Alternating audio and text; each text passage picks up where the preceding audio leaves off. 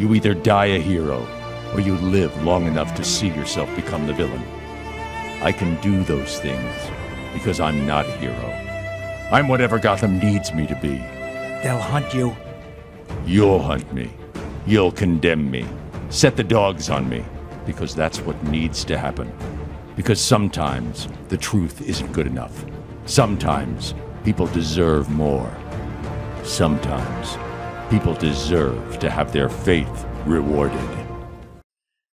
Well, people have been asking me about Kevin over the past, I would say, day or so. And thank you, Dennis Sperling, for notifying me about what was going on, because I had no clue until Dennis actually inboxed me on Twitter and asked me had I heard from Kevin. Now, I thought that Kevin was organizing people like he normally does for some kind of meetup, some kind of meeting or something like that. So I was looking at my email and I didn't see anything. I said, no, I haven't heard from him. So I'm thinking that, he contacted Dennis and they're doing something, but I found out nobody heard from him. So, I called the number and the number's busy. I guess there was a flood of calls trying to contact Kevin. So I go on Twitter and I put in his name and find out that he was reported dead, right? But there was no confirmation. So I know how this works because we've had people reported dead in social media, especially on YouTube and in space, man. People are so vicious that they will report you as dead. So I'm thinking, well, maybe he just went to the hospital, maybe he's sick, or maybe something's happened and people are exaggerating. So I'm trying to suss all this stuff out. And what really brought it home was Shannon Rawls actually did a tribute to Kevin, because Shannon is a part of the fraternity that Kevin really loved. Kevin was really a frat brother. I mean, really a frat brother. Every place he went, everything he did, the first people he contacted in any city was his frat brothers. So if anybody knows anything that's outside of his family, it's going to be his frat brothers. And sure enough, Shannon did the due diligence, reached out to his frat, and they reached out to the family, found out that Kevin had passed. And there's really something that I didn't want to hear. I didn't want to hear because Kevin's like a little brother to me. He's like a younger brother that made good. He's like a younger brother that took what the knowledge that was acquired and did something with it. So Kevin's really like a little brother to me. And I loved him like a little brother. And everybody think Kevin was arrogant and this, that, and the other, but he was never that to me. Okay. So that's not the Kevin that I know. Kevin to me was always humble. He was always inquisitive. He was always asking questions. He was always polite. I never saw that side of Kevin when I interacted with him. So now, have I seen him go after people? Sure. But I've also seen him show extraordinary patience, more patience than I would have. I was telling folks that even with this, I really don't have a whole lot to say because I gave Kevin his flowers when he was alive. You can go back in the archives, and I've been accused of jock riding, dick riding, whatever, because I had praised Kevin. I had praised Kevin personally for what he has done for me and what he has done for the people that are around me. Not monetarily, not anything that went into my pockets. I never asked him for a dime. But the thing is, I had a group of guys that I truly felt for, man, that they used to call educated lames, and they were lost, right? They wanted to go to the next step and they didn't know how. And I always called these guys my diamonds in the rough. I told Kevin, these guys are diamonds in the rough. They're diamonds in the rough. They got everything else except polishing. And all they need is a little polish. And I told Kevin a long time, almost 6 years ago, you're the guy that can actually polish up these guys. I said, you have the expertise, you got the skill to take them to the next level. And Kevin, to my amazement, took this on as a personal mission for him. So he kind of put aside what he was doing, which is fragrance and style and image consulting, which he still did to a certain extent. But things, what he did was actually take what he knew, took his skills and actually used to take the men that came to him to the next level. I was saying a lot of the stuff that you can still find online, a lot of the stuff that he said was free. Now he was a little bit more intense with his students that took his courses and stuff like that. It was more intense because I had a few of his students come back and they were complaining about how intense he was. And was he intense? Yes, he was. Could he be harsh? He could be, because he didn't accept failure out of himself, and he wouldn't accept it out of his students. And sometimes that can piss people off. But the thing is, when people got away from him, they got out of their feelings and started using the tools that he gave them, guess what? They blossomed. They became different people. All of a sudden, they became the people that they wanted to be. Dr. Dunbar's been out there saying that at first Kevin rubbed him the wrong way, when, in person rubbed him the wrong way. But when he started applying the principles that Kevin taught him, that Kevin showed him, stuff that his working class parents couldn't, because they weren't part of that group, started applying it. And Dr. Dunbar became Dr. Goodbar. Dr. Dunbar, instead of having that dry face, Dr. Dunbar always has a smile now. You can see the twinkle in his eye. You can see the confidence in his eye, because he knows he's a polished diamond. He knows that he's a high value man. He's not just what they call an educated lamb. He knows how to require and accept the value that he gives. That's all Kevin was saying. Work very hard, improve yourself, become the best version of yourself. Don't be able, but when you're polished, when you become the diamond, don't be afraid to sparkle. Don't be afraid to shine. Don't be afraid to actually go places and show yourself off and do the things that you want to do.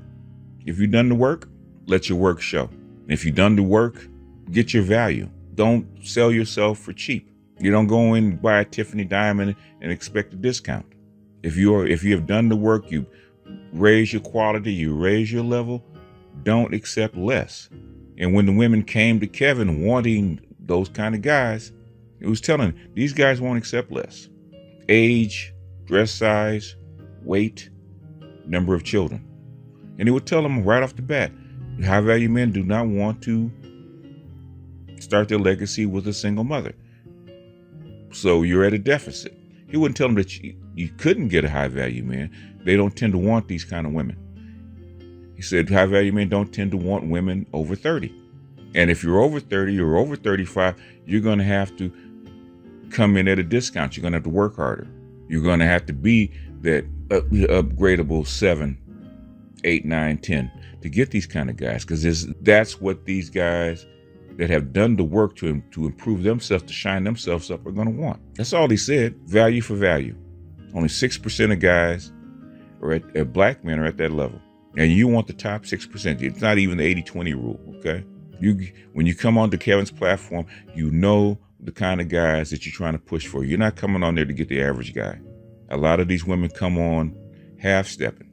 You don't want the average guy. You want the top 6%. Really, the guys that are single at that level, that are marriageable age, that are black, you're only talking about 2 or 3%. And you want to come in unready, unqualified, with baggage, saying that you deserve this kind of guy. And that's all he did. That's all he showed them. If you want this kind of guy that's done the work, that's polished himself up, that made himself valuable, you got to come in with equal value. That's all he said. Fit, feminine, and friendly. Ready to get on his agenda. Value for value. That's all he said. Women got upset with it. They drug his name through the mud with it. They hung his name in effigy. But guess what? They showed their behinds up night after night after night after night after night, trying to vie for those kind of men, because everybody knew that's what the goal was. And what they wanted from him was the game of how to unlock that vault, how to unlock that chest to get the gold, how to rub that bottle so the genie would come out. That's what they lined up for. It wasn't 2 weeks or 2 months. It was over 2 years. 2 years and counting. They're all lining up trying to get in line for these kind of guys. They're trying to get the secret that will unlock that lotto ticket, that vault, that genie in the bottle. But that is the legacy that Kevin showed. That is the legacy that Kevin presented. The other thing is that by doing this, by focusing in, and I told him this, by focusing in on the men at the top, you're attracting the women at or near that level. And those women at or near that level are the influencers, right? Those are the movers and shakers in the female world. If you do that, then you're going to get what? You're going to get the mainstream media, because those are the women vying for those kind of guys. Those kind of guys are the guys that are influencers.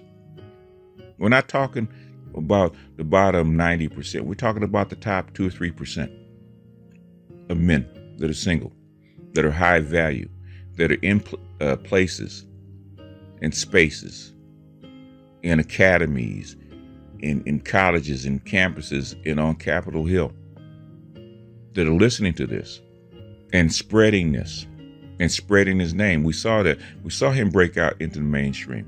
A lot of people are upset. A lot of people said, we don't want the manosphere to go mainstream because they were afraid what kind of eyes were going to come down on the manosphere, the black manosphere in particular. And they're going to come in and they're going to try to destroy the black manosphere. Of course they would. Of course they do. But guess what? If we weren't ready, then we weren't ready. But I believe after 10, 15 years, we're ready. And when those philosophies, those ideas, those talking points hit the mainstream, they didn't know what to do with it. They still don't. They're still playing catch up. And Kevin only unleashed 10% of what's down here, 10% of what's in the manosphere, 10% of what's in the black manosphere. They haven't heard the rest of it. So what did? They couldn't attack Kevin. They really couldn't, because Kevin was Trump type. When Kevin actually came in and checked that white woman on Fresh and Fit, people were shocked. I wasn't. I laughed because that white woman wasn't ready. That white woman thought she was tough. The white woman thought her mouth, her tongue was sharp. She had her ducks in a row. No, sister. Okay. Black women are 10 times tougher. Their tongues are 10 times as sharp. And what Kevin did was check her, and check her in a way that she couldn't escape from. And he checked her in front of white men, and they were stunned. Right then and there, go back and check the tape. I told you the black manosphere now leads the manosphere because we checked his woman on their show in front of them. And guess who also stood up and took notice? White women. Now, I've documented this many, many times with Nicki Minaj, with Future. We did a thing on Russell Wilson and Image, okay? All these lessons are there. Me and Kevin have done collabs. We didn't do all the stuff we were supposed to do because there's tons and tons more that the deeper stuff we didn't even get into because we're so busy teaching the rudimentary stuff. The deeper stuff me and Kevin never even got into. There was deeper stuff that we were supposed to do. We're still at level 1. But what Kevin did was make the black manosphere a force to be reckoned with, not just on YouTube, not in just our little silo we call the manosphere, but the whole society. Kevin made the black manosphere a force to be reckoned with. So every time a guy from the black manosphere shows up, they start backpedaling. Like when Elle Magazine, they thought they're going to get somebody on a lower level, they went after Obsidian because they thought Obsidian was a huckster. They thought Obsidian was unlearned because he didn't have an degree. That lady from Elle got her head taken, metaphorically. YouTube, metaphorically. He took her metaphorical academic head. So much so, they'll remove the story from their website. It was so embarrassing. So the next time they came at Obsidian, they came in with respect. So when they interviewed Donovan Sharp, they come in with respect. Even Nicki Minaj, as much as people try to say that she disrespected Kevin, she tested it, but she came in with a modicum of respect. So did Future. So did everybody else that talked to him. Tasha K, they came in with a modicum of respect because the black manosphere is a force to be reckoned with. The white manosphere was talking shit about the black manosphere. I said we got 5 PhDs. Show us what you got. They backed down. So the gift of Kevin Samuels, the gift of what he did, the mission that he took on, and the mission that he accomplished before his unfortunate death, which the reports is he didn't die alone. Okay, you might not have died with the people you think he should have been with, but he died doing what he wanted to do, and he was unapologetic about how he was going to do it. He died on his own terms, which is all that anyone can do. But the gift of Kevin Samuels is taking this mission, these ideas, these philosophies, these talking points to the mainstream. And it's up to us to not squander this opportunity. So Kevin has fallen, but just like any war, any battle, any mission, next man up. If you look at Russia, you look at the Ukraine, you got frontline generals, you got frontline lieutenants that get taken out because they're there near the front line. And the West goes crazy, but, oh, we shot a general. Russia just says next man up. By definition, you actually train 2 steps ahead. So if somebody falls that's ahead of you, that has more rank than you, you move up because you've already been trained for the job. Everybody in the Black Manosphere is trained to do what Kevin does. Literally is trained to do what Kevin does. Kevin, he's got skill, he's got an image, he's got a flair. But for the basics, just about any man in the Manosphere, in the Black Manosphere, that's been here for a while can do exactly what he does. I know because I did it for 2 years. I did it for 2.5 years. Every week. Did I do it night after night? I did it every week. We are trained to do what Kevin does. So basically, it's next man up. And the tragedy of Kevin's passing, if we don't carry on that legacy, if we don't carry on the mission, if we don't fill the void that he left. I've already given Kevin his flowers way before he died. I've given Kevin his flowers constantly. Every time he had what people call a defeat, I call it his success. When he showed up at Nicki Minaj's and he passed her shit test and moved to the next level, people are poo-pooing it. He just moved up. It was in Future's video a few days later. He was meeting celebrities because he was accepted. When he went on, when he interviewed Brittany Renner, I applauded him. When he was on Tasha K, I applauded him because I knew the steps that he was taking and where he was trying to go. I knew that the break he got from COVID was not going to last. He's going to have to do what? Transition to something else. That's what he's involved in doing. But most people didn't see that. And the only thing I'm upset about, the only thing I'm sad about his passing is he didn't get to really sit back in a lounge chair on a beach somewhere and enjoy his money without all the stress, without the headache, without the 16, 18-hour days, which I think he enjoyed. I think Kevin enjoyed this kind of lifestyle, even though it comes with a price. But I wanted him to get out of the rat race, get out of the game, man. Take your gains, take your winnings, and leave the casino. Get you a big fat stogie. Get you a nice drink with a little umbrella in it, man. Cross them long legs, man, and kick back on the beach, man, with your shades on, with little Latinas calling you Poppy, and just doing you without all the stress. That's what I wanted for him. He didn't get there, man. So him as my little brother, man, that's the only part I'm sad about, because that's what I wanted for him. But sadly, he didn't get to that, but I think he enjoyed the ride. Sometimes you don't get to the finish. You have to enjoy the ride as you go along, and I think he did. And so, my little brother, now that you closed your eyes, now that you finish the mission that you're on, because I think he did, man, I hope you can, look back and, as you're looking over your life and looking over your success and the stuff that you've done, man, I hope you're happy with it, man. I hope you're happy with it. Wherever you are, I hope you're happy with it. I hope you can say, well done, man. I did all I could do, and the stuff that I wanted to accomplish, I did. So there's nothing left on the table. There was nothing left on the checklist. It's all done. And I hope you can kick back on that beach wherever you are with your little pina colada and your metaphorical umbrella in your drink, man, and sit back and say, you know what, I did the damn thing, and I'm okay with it. That's all anyone can ever ask for when they finally check out. No regrets. With that, I'm going to jump off here. This is BGS out, and I will see you guys on the next one. Peace.